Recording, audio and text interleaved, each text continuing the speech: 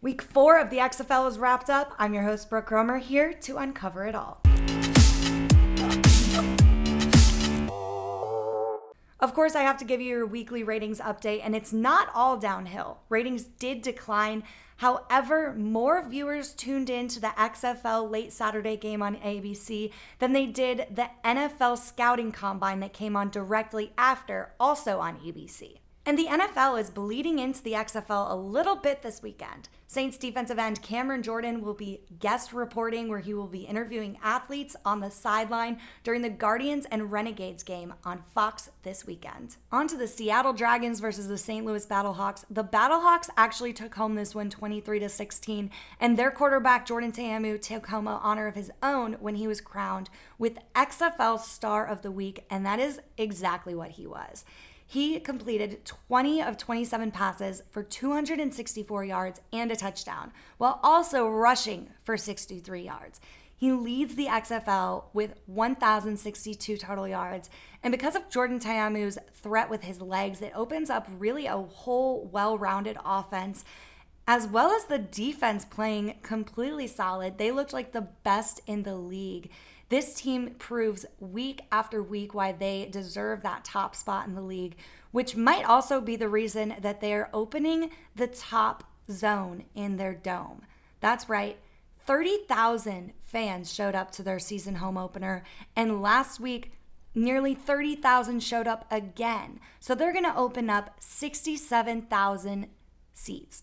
Now, it won't be filled completely, but it will be good for the league because the XFL actually runs as a single entity. So as long as St. Louis is selling really big crowds, that's good for Tampa, that's good for Houston, that's good for Dallas, and so on. For the Dragons, quarterback BJ Daniels is their storyline this week. He came in the second half and put up higher numbers than Silvers did in their first half. He was completing passes, he was making runs. The only problem is he doesn't have anyone to throw to. I'm not sold on these tight ends. The receiving core is basically non-existent. And they do have a strong run game. However, defenses know that coming into these games. So they double up on the run game and leave the outside receivers open that can't catch the ball anyways. Now, their defense is pretty fun to watch, so maybe we'll just do that. The Tampa Bay Vipers won their first game, and it is not against who you expected it to be. They took down the DC Defenders 25-0, and there is so much to uncover in this game. So let's start at the quarterback position. Quarterback Quentin Flowers did not show up this week. He left for personal reasons, so that opened up the playing field for Taylor Cornelius, and he showed up. He completed 77% of his passes for 211 yards. He also threw and ran a touchdown in. He showed confidence out there. He ran the ball when needed. He made plays, but it wasn't against the best defense in the league. However, he showed that he has potential. So we'll see what he does against a better defense and a better team. But this running back core, of course, played amazing as usual. Collectively, they ran the ball 49 times and averaged 5.1 yards per carry. They are running all over defenders at this point. Smith ran for 122 yards, leads the league with 296 total yards, and Patrick ran for 108 yards, and he also scored a touchdown. But this touchdown just meant a little extra this week. Running back Jacques Patrick lost his father about a week ago, who had been battling cancer at the young age of 47. His father, Hayes, saw his son play in the XFL for the first time about a week before his passing, and about a week after, he helped him score a touchdown from above. Patrick said in an interview after, "I looked up and I felt him smiling at me. It was a really emotional moment. We are all rooting for you this year, Jacques Patrick." Now to uncover this DC Defender's downfall, penalties and turnovers have been killing them. They committed 7 penalties for 50 yards. And in their last 2 road games, they have only forced 1 turnover while committing 7 turnovers. All in all, they cannot control the momentum on the road. And this defense showed to be one of the worst in the league this week, which is very ironic when their name is literally the Defenders. But by the second quarter, it was already 12-0. Really, all phases of the ball are struggling. Even Cardell Jones, quarterback, cannot connect. He's being pressured in the pocket. The O-line played awful. People are dropping balls that shouldn't be dropped. The run game can't get going, which is making Cardell Jones have to press. And they really need to just go back to square one and just get back to like a very simple offensive scheme. That's their only option at this point. Luckily, they are headed home to play versus St. Louis next week, where they can gain the momentum from the crowd. And really, this DC Defenders downfall has shown that this league is so unpredictable. Anything could happen at this point. In the Battle of Texas, the Roughnecks took home this one 27-20, and turnovers were the story of the game. Houston's defense was able to turn 4 turnovers into 21 points and close the door late with another one. And PJ Walker shined again. But what stood out the most was when he scrambled, he lowered his shoulder, he put his body on the line, and he constantly did that. He put his body on the line for this team so many times this week. He is a beast.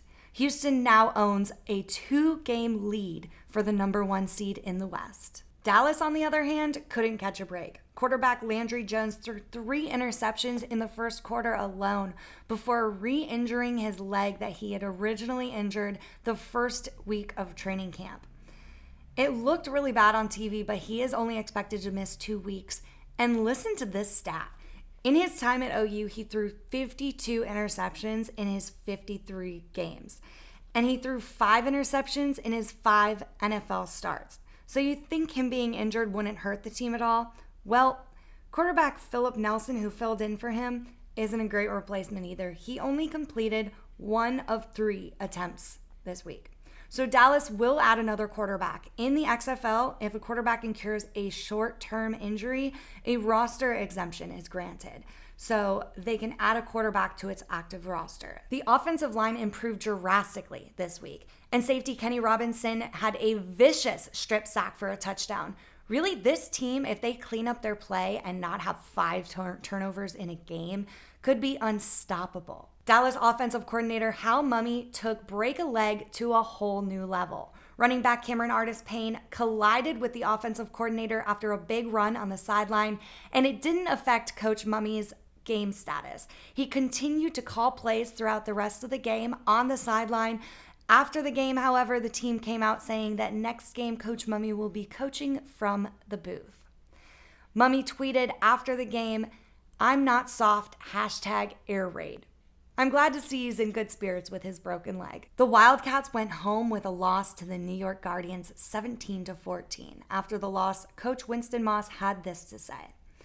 "I thought we had a breakthrough, to be honest. After meeting with the guys, there were some emotions and things going on that we're at a crossroads. I think with the heart and the character, the Wildcat way will show itself strong moving forward." This sounds exactly what the Wildcats needed. They really were not on the same page. Hopefully all of that is figured out.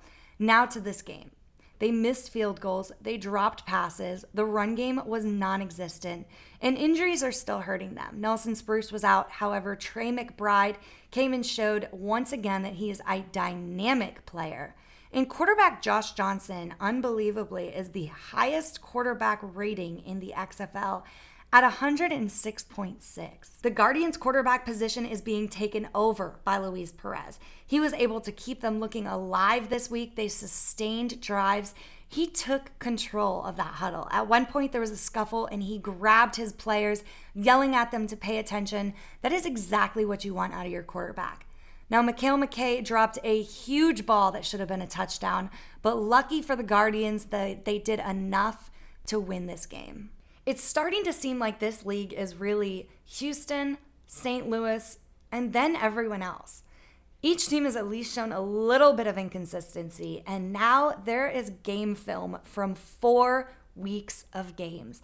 So the whole game plan that the coaches put together is going to be very different. I believe that coaching is going to play a huge factor in the next upcoming weeks. That is everything XFL Week 4 Uncovered. I'm your host, Brooke Kromer. Thanks for watching.